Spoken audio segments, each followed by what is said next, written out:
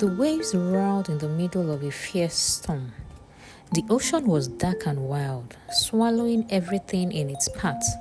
Prince Olu struggled to stay afloat, his body growing weaker with each passing second.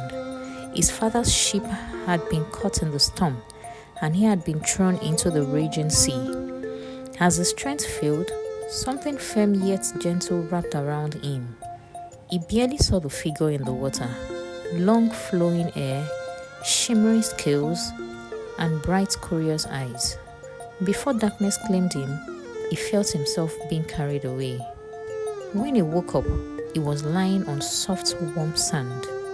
The storm had passed, and the golden light of dawn stretched across the sky. He groaned and tried to sit up. "You are awake," a voice said.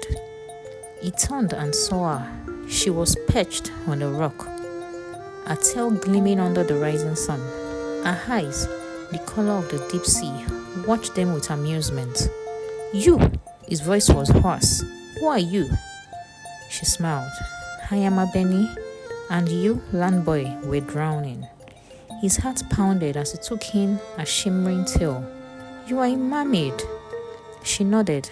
"And you are alive because of me." He swallowed hard. I owe you my life."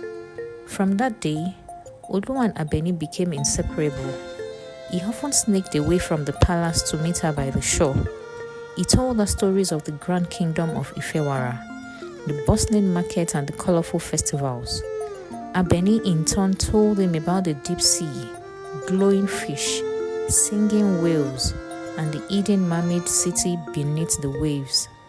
"I wish you could see it," she said, her tail swaying in the water. "The way the coral trees glow at night, it's like your stars, but beneath the sea. And I wish you could walk on land," he said, smiling. They laughed, but deep down, both longed for what seemed impossible. Years passed, and Olu grew into a strong, handsome prince. Abeni blossomed into a stunning mermaid, a beauty unmatched in the sea. Their bond deepened, but reality loomed over them. One evening, Olu arrived at the shore with troubled eyes. "Abeni, my father has chosen a bride for me," he said, his voice heavy. "Princess Folake, the wedding is in a year." Abeni's heart ached, but she forced a smile. "That is the way of your people, isn't it?" "I don't love her," Olu said, his voice desperate. "I love you." Abeni looked away, her heart pounding. "But we can never be together, Olu. You are of the land, I am of the sea. There must be a way," Olu insisted. "Magic, perhaps. Stories tell of mermaids who became human." Abeni hesitated, then whispered, "There is one who might help." That night, she swam to the deepest part of the ocean, where the feared sea witch Mama Efun lived. "You wish to become human?" Mama Efun's voice was like a deep current, ancient and knowing. "Yes," Abeni said. "I love him." Mama Efun studied her with sharp eyes. "There is a way, but it comes at a price." "I will do anything," Abeni said. "You will have legs, but if the prince does not marry you within a year, you will turn to sea foam, lost forever." Abeni trembled. "And if he does marry me?" "Then you will be human forever," Mama Efun said. She handed Abeni a small vial filled with a shimmering liquid.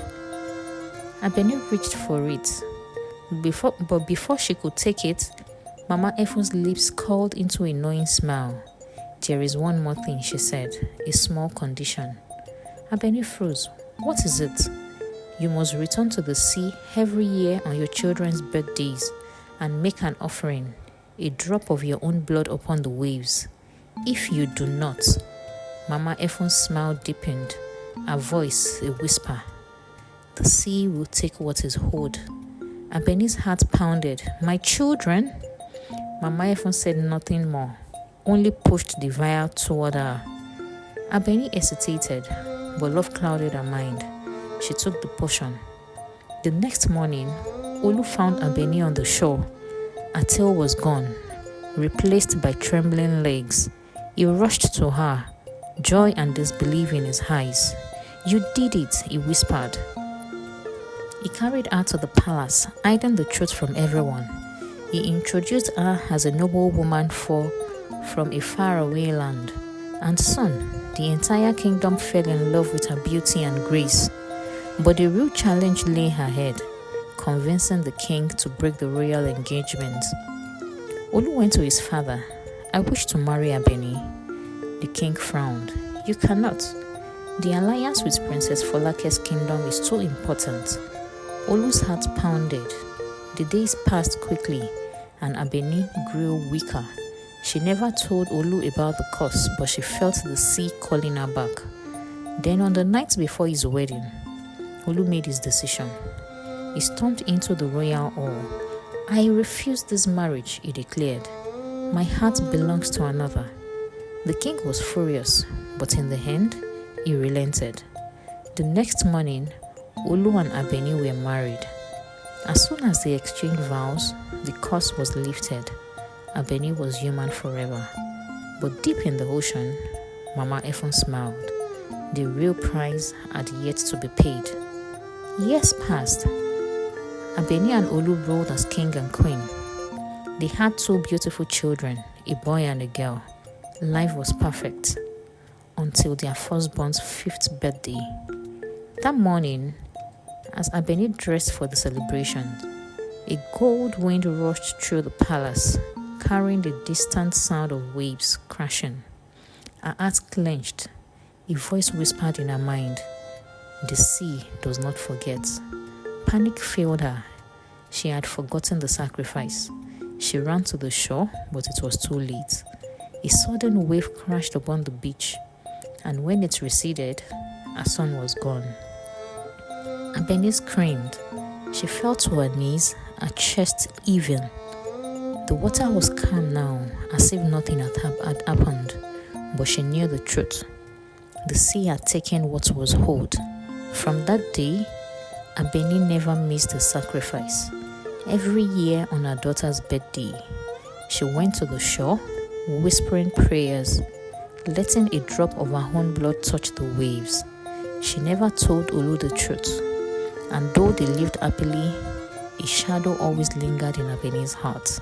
For she knew, if she ever forgot again, the sea would come for her last child, and this time, it would not return her.